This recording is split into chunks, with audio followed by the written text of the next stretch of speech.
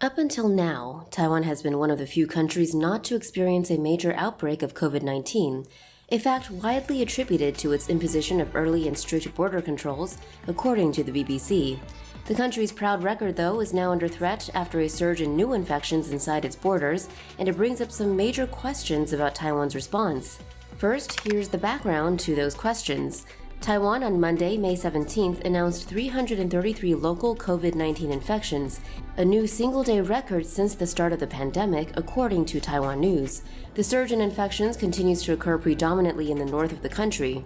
New Taipei City again reported 97 cases on Sunday and Taipei 89, and those figures have now increased again. Taiwan's government had already responded to the increasing infection rate on Saturday, bringing in strict new measures in Taipei and New Taipei City, including mandatory mask wearing at all times while outside, outdoor gatherings being limited to 10 people, and indoor gatherings limited to 5. Businesses are also being asked to register customers before allowing entry. According to The Guardian, Wanhua District, one of the most heavily affected areas in Taipei, also saw trucks carrying decontamination teams cleaning its streets on Sunday. Citizens have already responded to the new measures by largely emptying out the streets, and Taipei's metro system reported a 60% fall in passengers on Saturday.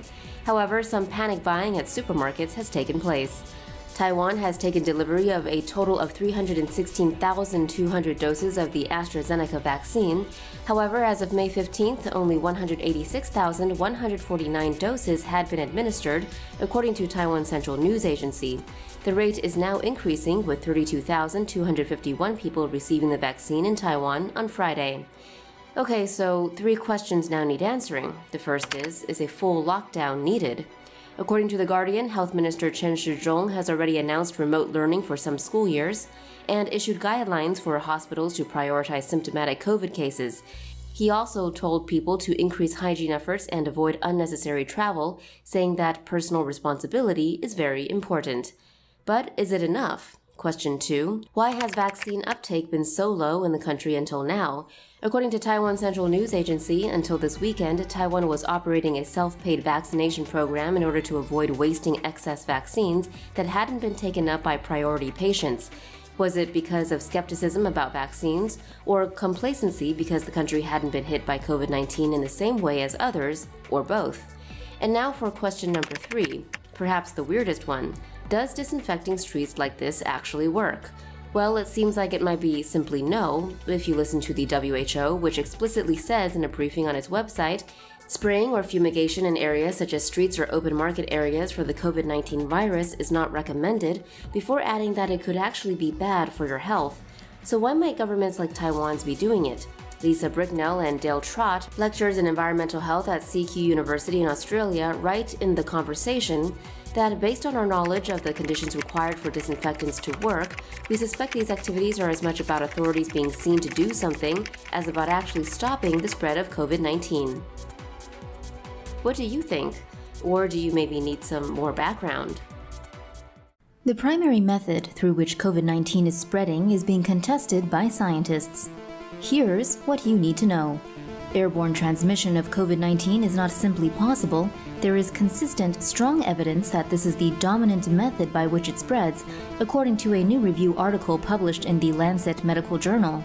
The authors of the review suggest that an overemphasis on spread through large respiratory droplets at close range could mean public health policies have been misdirected.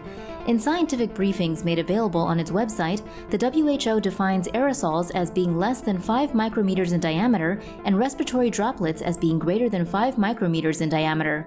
However, the Lancet states that droplets with diameters of up to 100 micrometers may be able to spread the virus through the air. Foremost among its justifications for this claim is the role of superspreader events in spreading COVID-19. These events, whereby a large number of people in the same area are infected with the virus, cannot be explained by close-range respiratory droplets or fomites, the review says. Further evidence in the same direction comes from observations of transmission between people in adjacent rooms in quarantine hotels, but never in each other's presence. This is not the first time the WHO's emphasis on short-range respiratory droplet and fomite transmission has been questioned. In February, science journal Nature suggested that investing in costly disinfection efforts could have meant underinvesting in more effective ventilation systems. The WHO itself remains reticent about drawing firm conclusions on the airborne versus short-range respiratory droplet debate, with the report it commissioned concluding that the lack of recoverable viral culture samples of the virus prevents us from doing so. Now that you've learned more about the problem, how about learning about the solutions? Check out our COVID vaccine explainer videos now. The University of Oxford and AstraZeneca say their vaccine is 90% effective in preventing COVID-19 in clinical trials. The vaccine works in a different way than those from Pfizer and Moderna, and it may be easier to distribute. Here is how it works. The COVID-19 vaccine made by AstraZeneca and the University of Oxford uses a genetically modified common cold virus from chimpanzees altered with blueprints for the coronavirus's spike protein. The coronavirus's outer coating is covered in spike proteins, which give the virus its crown-like appearance.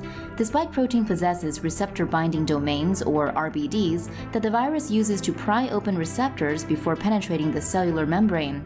The AstraZeneca-Oxford vaccine carries a gene with the code for the spike protein that the coronavirus uses to enter a human cell.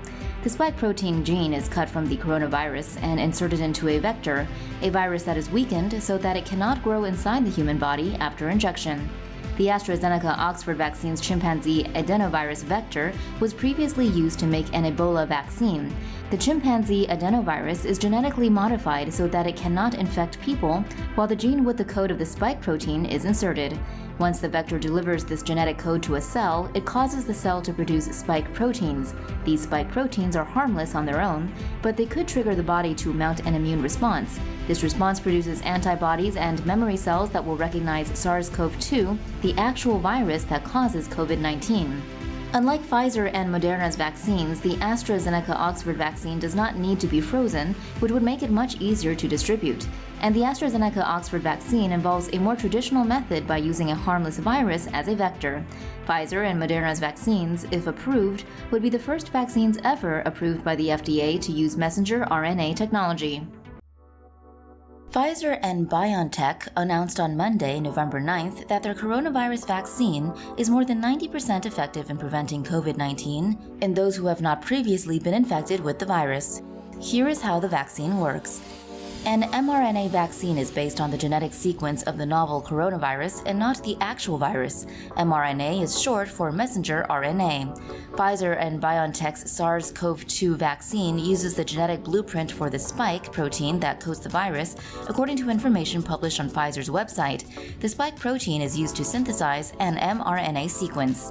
This is packaged into a lipid nanoparticle carrier. Lipid nanoparticles protect the mRNA from degradation inside the body and facilitate its delivery to the targeted cells.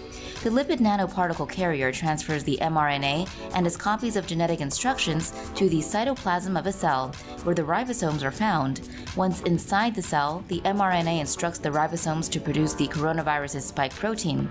By itself, the spike protein is harmless.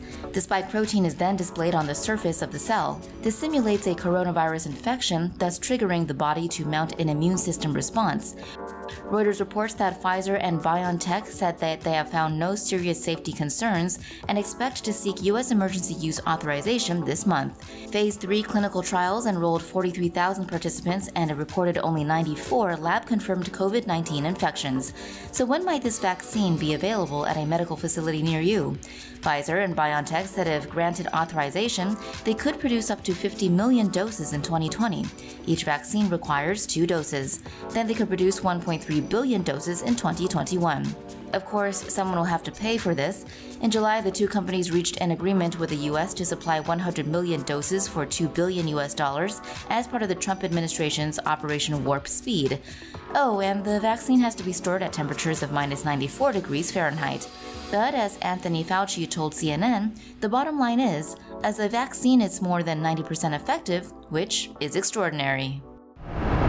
For more news animations and explainers, hit the subscribe and bell button to join the TomoNews family. Thanks for watching.